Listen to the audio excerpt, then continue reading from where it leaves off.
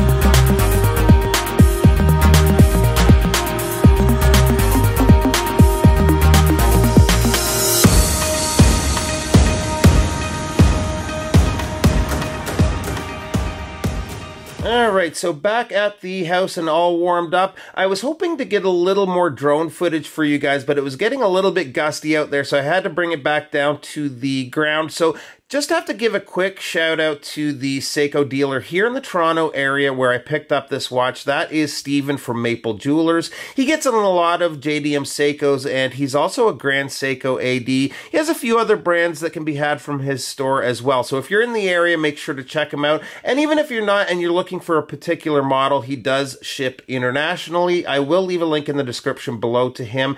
Now, the watch that we are looking at was inspired by an award-winning bartender out of Tokyo, Hisashi Kishi, and one of his cocktails, the Fuyugeshiki, which, like I mentioned earlier, translates to winter scene.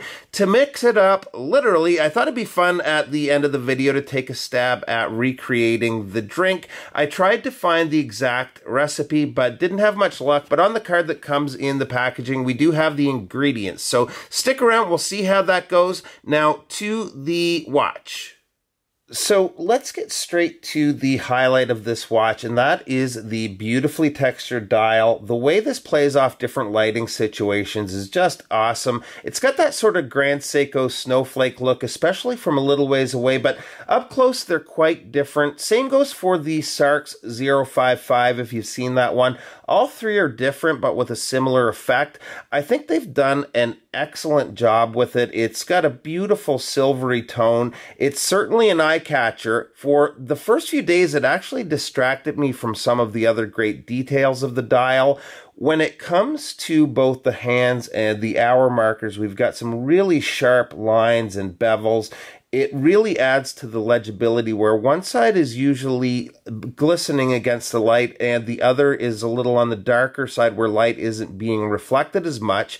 If you have any watches where the markers and hands are flat polished steel, you'll know that they can almost disappear into the dial in certain lighting. Now, I'm not sure if this is an optical illusion, but it looks like the tips of the hour markers are floating above the dial, especially if you look closely and at the right angle. And I'm going to post some macros here, so hopefully we can show that off. The handset they're using is a Dauphine style handset, and I love that they gave it that little pop of color with the blue second hand. At the top of the dial is the applied Seiko. At 3 is the date window framed in steel, and Presage automatic printed down at the 6. Just a gorgeous dial overall, especially with the texturing. So I was going to wait until the end of the video, but after taking in this dial for a couple of minutes, let's take a quick break, see if we can't make that Fuyugeshiki cocktail quickly before we come back and talk a little bit more about the watch. Okay, so we are kind of winging it here. According to the card, though, there's not an exact recipe, but they do have the ingredients. The ingredients include vodka. We have some Kettle One here. The ingredients also include cream, which we have 1 ounce of cream, as well as lychee. So I found some lychee juice at the grocery store. I also have some ice here. This looks like, according to this picture, a blended drink. So you're also gonna wanna have one of these. So we will mix these all together. Probably won't be up to snuff compared to Hisashi Kishi, the original creator of the drink. He's an award-winning bartender, but we'll give it a try.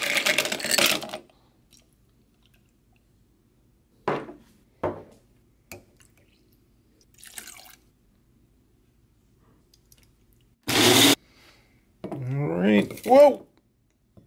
A little bit of spillage. Okay, let's see how this turned out.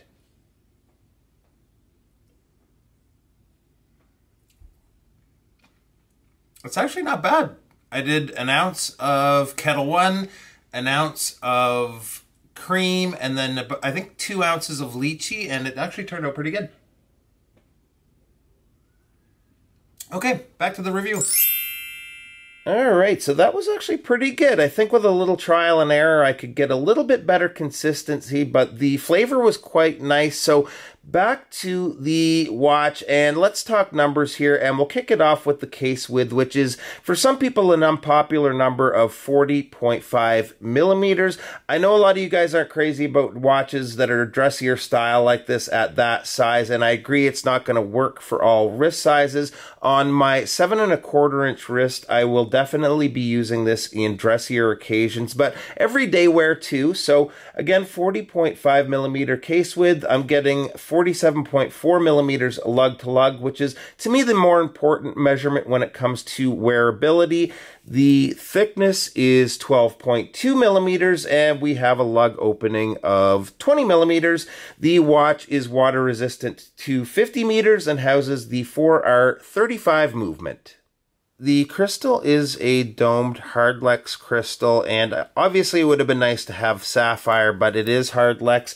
The case is a fairly simple design. We have that curvature of the lugs helping it sit well on wrist. Nice finish work. We have the signed crown over here, signed with the Seiko S.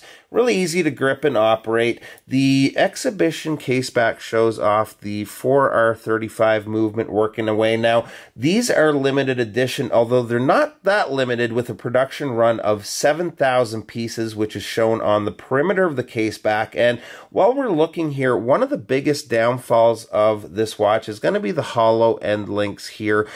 I would have loved to have seen solid end links. The bracelet as a whole is okay, but for me, this watch just screams to be put on a leather strap, and I'll show you a few combos here in a minute.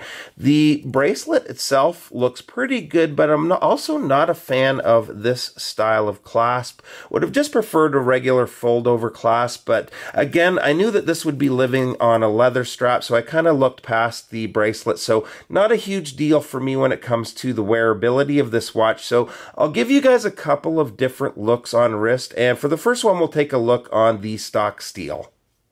Alright, so here it is on the stock steel, and it actually looks really good. The big problem I have with this bracelet is not so much the end links, but it's actually that butterfly style clasp. It does not have micro adjusts. We can have some pretty big swings in temperature and humidity, and as the wrist swells or shrinks, that's a pretty big deal for me. As far as how the watch wears, I'm really loving it. For reference, I have a 7.25 inch wrist, and I'm going to be wearing this in anything from dressier situations to jeans and a t-shirt. So I have 3 straps I want to show you guys on the watch. The first one kind of dresses it down, so let's try that. So the next strap is from Strap Mill Canada. I think it kind of tones down the look of the watch, gives it a more casual look with that distressed suede. So I just want to give you just quick looks here at a couple of different strap options. Strap Mill Canada offers some really great leather options as well as NATO, so make sure to check them out. So let's move on to the next strap. And up next is the Croc Embossed strap from Desari. I actually stumbled on this brand on Amazon when I was looking for a 19mm strap for my Pogue. This is actually right here, so I picked out this kind of a funky red one, and I was really happy with it, and quite happy with this one as well. If you're ever on the hunt for an odd-sized strap, definitely check them out. It definitely takes the Seiko to quite a dressy look, and I think it looks pretty sharp. So on to the last strap that I actually had custom made for the watch when I first got it. Alright, so this last pairing is from Sector Leatherworks and is kind of the midway point between the other straps. It's a little dressy, it's a little casual. I love the blue. It helps to bring out the blue on the seconds hand. It was kind of a coincidence, but I think I met the gentleman that makes these within a day of getting this watch through Instagram. He's in my area and we had a talk about what we thought might go well with the cocktail, and he suggested the blue Botero leather, and for me this is my favorite combo of them all. Really appreciate the craftsmanship that went into this. The stitch work is just impeccable. I'm going to leave links to all of these straps below. At the moment, Sector Leatherworks is just getting going on Instagram, but I'm going to leave a link to the owner's personal account where you can see some of his work. So that's it for today, guys. Appreciate you stopping by. I know we were a little all over the place today between the wintry hike and my excellent cocktail making skills. Hope you had fun though, and we'll see you real soon. Bye-bye.